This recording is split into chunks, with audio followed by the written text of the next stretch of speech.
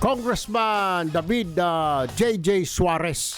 Magandang umaga po, DS or Deputy Speaker Suarez, sir. Good morning. This is Erwin Tulfo and Aljo. Live po tayo sa PTV Network at Radyo Pilipinas. Good morning po, DS. Good morning. Good morning, Erwin, at sa lahat na makasama mo dyan sa programa, nakikinig at sumusubaybay. Magandang umaga po sa inyong lahat. Opo. Kahapon po, naroon ho kayo sa meeting at pinatawag nga ni Speaker yung mga gabinete na directly involved by Aljo, DNR, DPWH, MMDA sa mga pagbahain. Tama po ba ang pagkaintindi ko, Deputy Speaker Suarez, sir, na sabi ni Speaker na nakahanda ang Kongreso na maglabas ng pondo o magpondo kung kinakailangan para makapaghanda sa darating na La Nina. Tama po ba yun, Kong JJ? Opo, tama po yung appreciation ninyo, Kong Erwin. Bahagi po ng proactiveness at saka foresight na pinakikita ng ating leader dito sa Kongreso na si Speaker Martin Romualdez. Opo. Binanggit po kasi ng ating mahal na Pangulo last week na pagkatapos ng El Nino, susundan po ito ng La Nina. At ang pangamba po natin, tulad ng sinabi mo kanina sa introduction nyo, dahil sa global warming, which was actually supported by the report of our DOST Secretary, because for waters, baka yung mga bagyo ay mas malapit na tumama sa Pilipinas. So, wastong paghahanda ang kinikailangan ng ating mga ahensya at mga departamento upang siguraduhin na ang mga buhay ng ating mamamayan ay ating pong napapangalagaan. Nabanggit din po yata ni Speaker D.S. Suarez na ayaw niya na maulit yung nangyari sa Ondoy wherein 400 plus ang namatay because of too much flooding, ilang araw na pag-ulan. Parang hindi nakahanda ang pamahalaan ng mga panahon na yon. And this one yata gusto niya na maging prepared ang lahat, ang ahensya ng gobyerno, lahat ng ahensya, pati ang Kongreso, pati mga kababayan natin. Is that correct, Congressman Suarez?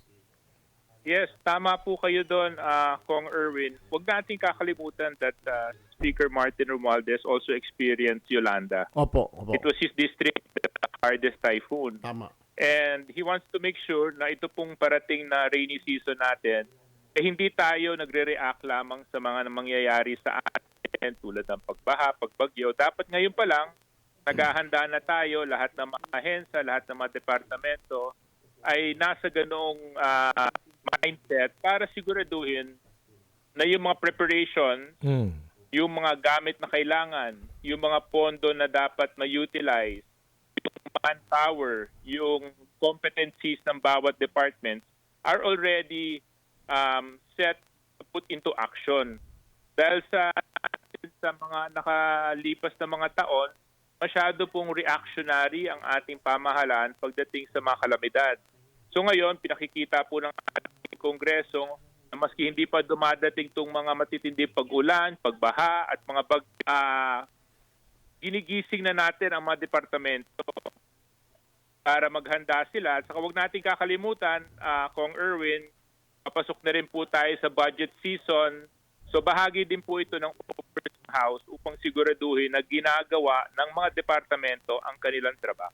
Okay. Marami tayong mga kaibigan nga, Congressman Suarez, dyan sa Batanes. Yung bagyo doon parang wala lang, normal lang sa kanila. Resilient sila sa bagyo. Halimbawa na lang kanilang mga bahay doon kung bahay na bato. Talaga lang handang-handa sila doon sa mga bagyo. Tinatawanan nga nila yung mga bagyo doon. So, kaya yung dapat ganun gawin yan ang natin gustong sa buong gawin ng Pilipinas. House leadership na naka-ready ang lahat. Ready Pati lahat. nabanggit din yata Representative JJ na Suarez na ayaw ni Speaker din kung pwede linisin na yung mga estero, yung mga basura. Kasi ito yung cost ng flooding sa Metro Manila. Tama po ba yun, Kong Suarez? Opo, din po yun kahapon sa ating pagpupulong kasama ng mga department secretaries. All the major tributaries, waterways in Metro Manila that may cause flooding should be cleaned. Kaya po nandun yung MMDA at nandun yung DILG. This is a gentle reminder to our local government units to do their preventive work to ensure that flooding will be avoided in areas that we can. Let's make it a point na ito pong panahon na tuyo-tuyo pa yung mga kalsada, yung mga kanal natin, dapat nililinis na po natin yung mga estero Tulungan para talaga. pagdating ng pag-ulan, hindi po ito makakadulot ng pagbaha. Okay. Maraming salamat po, DS David Suarez, sir. 2nd District, Quezon City. Congressman, thank you po. Quezon Thank you Province. very much. Quezon Province. Thank you po. Thank you Thank you po. Thank Quezon you po. Province. Thank you. Yusek ng Public Works and Highways, Cathy Cabral. Magandang umaga po, Yusek Cabral.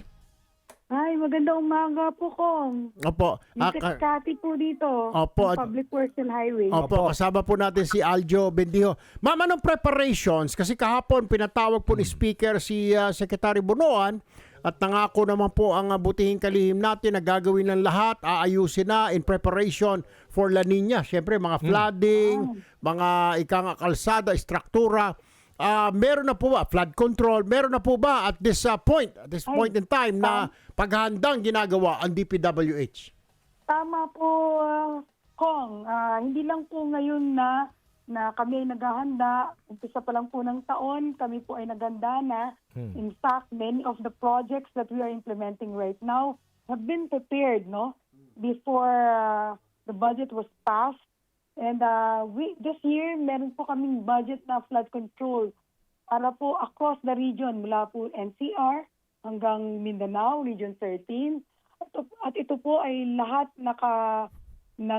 naka-implement na in various stages of implementation, from procurement to implementation. At ito po ay naghahanda, hindi lang po dahil El Nino ngayon, alam naman natin, kung hindi para din po preparasyon sa ating La Nina.